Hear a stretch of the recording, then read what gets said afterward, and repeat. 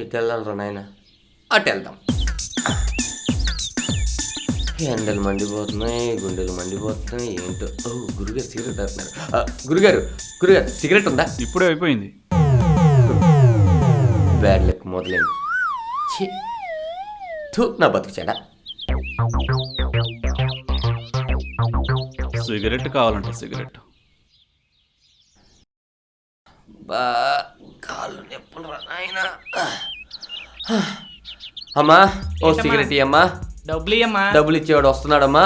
అంతవరకు ఫైల్ పెట్టుకో. నువ్వు మటుకు సిగరెట్ అగ్గి పెట్టమ్మా. తీసుకో. అందరికి పనులు ఉన్నాయి, నాకు తప్ప.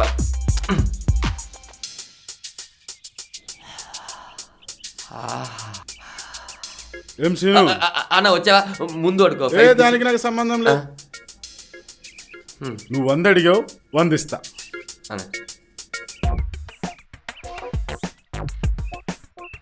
సాయంత్రానికి 120 ఇచ్చేస్తా. అదృష్టం మీద ఆధారపడి 600 ఇచ్చేస్తాను అంటున్నానన్నా. 100 రూపాయలు బస్సుకు 5 రూపాయలు, తిరిగి వస్తే అనుకో 5 రూపాయలు, అంటే ఇంకా 90 రూపాయలు. 90 అంటే మనకు నెల రోజుల్లో ఎన్నిసార్లు తగ్గొచ్చు. అబ్బా ఈ లెక్కలు క్యాలిక్యులేషన్ చూస్తా అంటే నా లెక్కలు వేయొచ్చు. అన్నా ఆడికి నాకే సంబంధం లేదన్నా.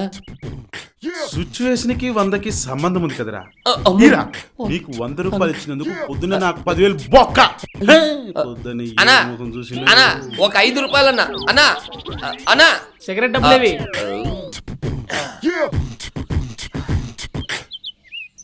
అదేంటంటే అన్నా, ఇందాక అమ్మ అన్నావు. నాకు అమ్మ లేదన్నా, అన్నొక్కడే. అన్నా ఎలుగులు బియ్యాన్ని అలా తినేస్తున్నాయి, ఒకసారి చూసుకోరా మీరు. డబ్బులుంటే ఎందుకు పారిపోతాం?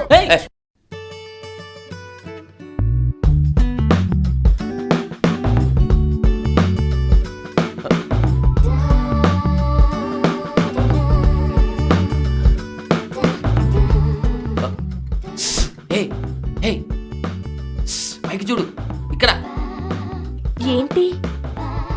నాకు ఒకటి కావాలి, ఇవ్వా? అమ్ముంది.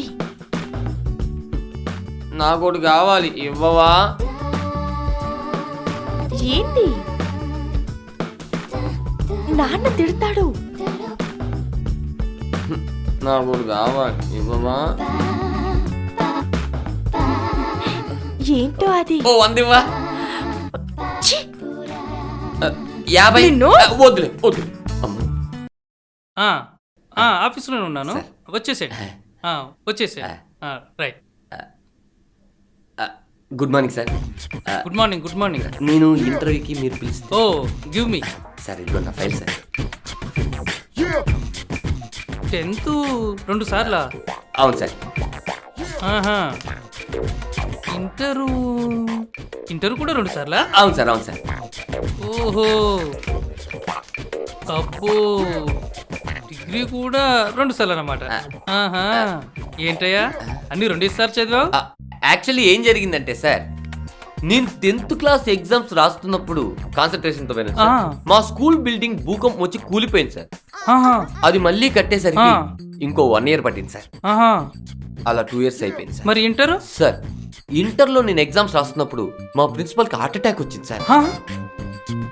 ఆయన హాస్పిటల్లో జాయిన్ చేసి తిరిగి కాలేజీలో జాయిన్ చేయడానికి 2 years పట్టింది సార్. అలా ఇంటర్ కూడా 2 years అయింది సార్. మరి డిగ్రీ? ఇందులో డిగ్రీ కూడా ఉందిగా. అదేంటి? డబ్బులు లేక రమేష్ గారికి తాకట్టు పెట్టేనే.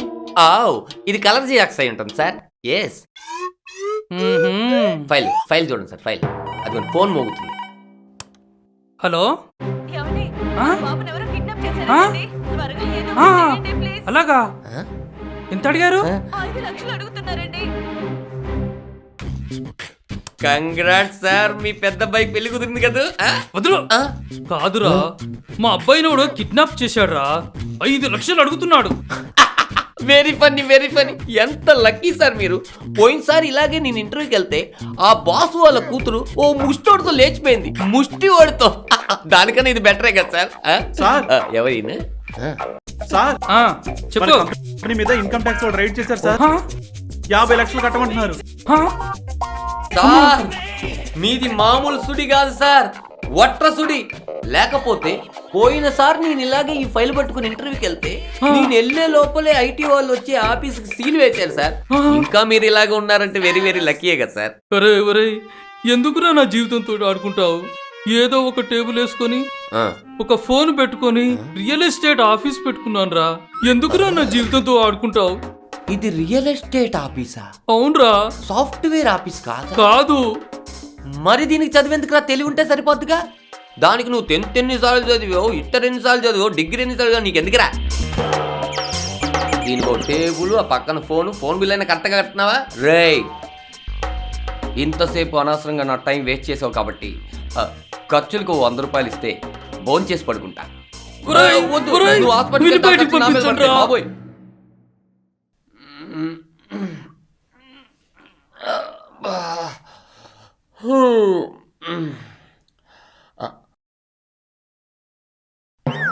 అమ్మో, టైం 10 అయిపోయింది. అంటే 3 గంటలు లేటు.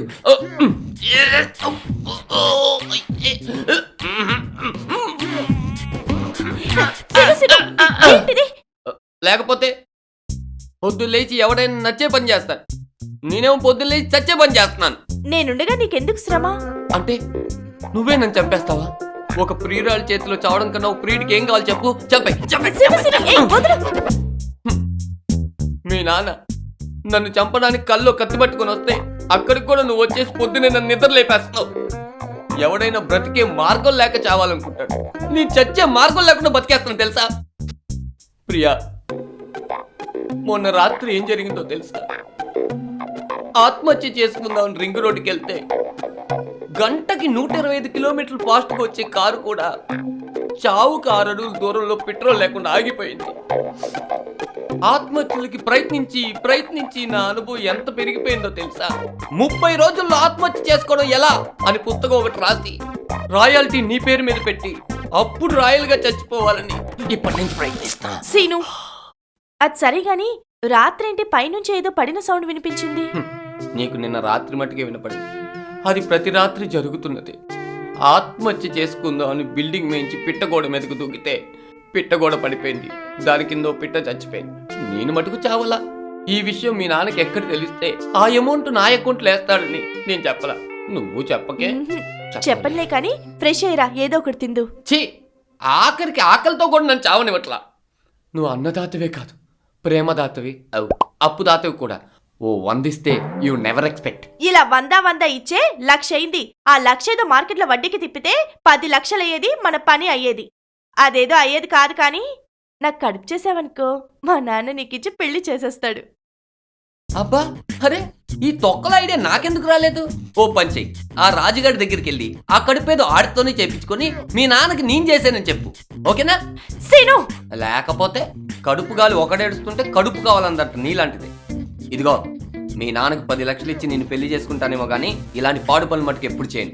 ఎందుకంటే నిజాయితీ అంటే సీను, సీను అంటే నిజాయితీ. అందుకే సీను నువ్వంటే నాకు చాలా ఇష్టం. ఏంటి ఇలా టెంప్ట్ చేసి కమిట్ చేద్దాం అనుకుంటున్నావా? నేను కమిట్ అవ్వాలనుకున్నప్పుడే టెంప్ట్ అవుతాను, అర్థమైందా? నువ్వు కిందకెళ్ళి నీకు నాకు ఇష్టమైన పొంగల్ చెప్పా. Okay, yes, 398. ఇలా కొట్టుకొని కళ్ళు తిరిగి పడిపోతాను, చావు మటుకు రాదు. పొంగల్ తిని నైట్ ప్రయత్నిస్తా.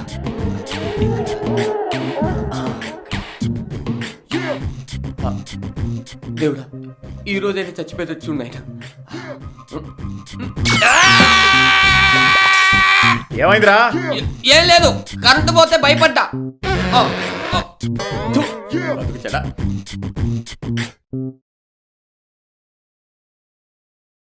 యావండి, పెళ్లి చేయరా? నేను ఉండగా నీకు మళ్ళీ పెళ్ళి అంటే? చిచ్చి, నాకు కాదండి, మన అమ్మాయికి. చేద్దాంలేవే, కంగారేంటి? మనం కంగారు పడకపోతే అది తొందర పడుతుందేమోనని భయంగా ఉందండి. అసలే ఆ సీనుగాడు మన అమ్మాయి మీద కన్నేశాడు. రోజు మనకు తెలియకుండా టిఫిన్లు, కాఫీలు, భోజనాలు తీసుకెళ్తుందండి. వాడెప్పుడు ఫుల్ మీల్స్ చేసేస్తాడేమోనని భయంగా ఉందండి. నీకేం భయం లేదే, ఈ మధ్యల చెరువు మంగారా ఉండగా వాడు చెయ్యి కాదు డాష్ కూడా వేయలేడు. అబ్బా, ఏంటండి తిక్క? నాకు తెక్క ఉంది కానీ దానికి లెక్క ఉంది. ఊరోళ్ళందరి దృష్టి మన డబ్బు మీద ఉందే.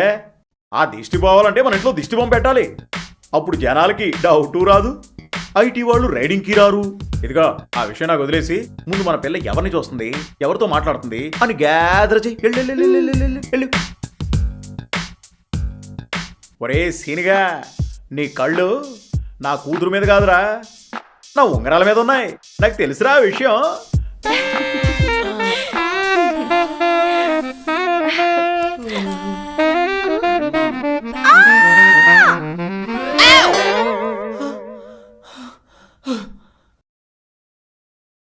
అయినా ఈ తలరాతలు రాసేది ఎవరు?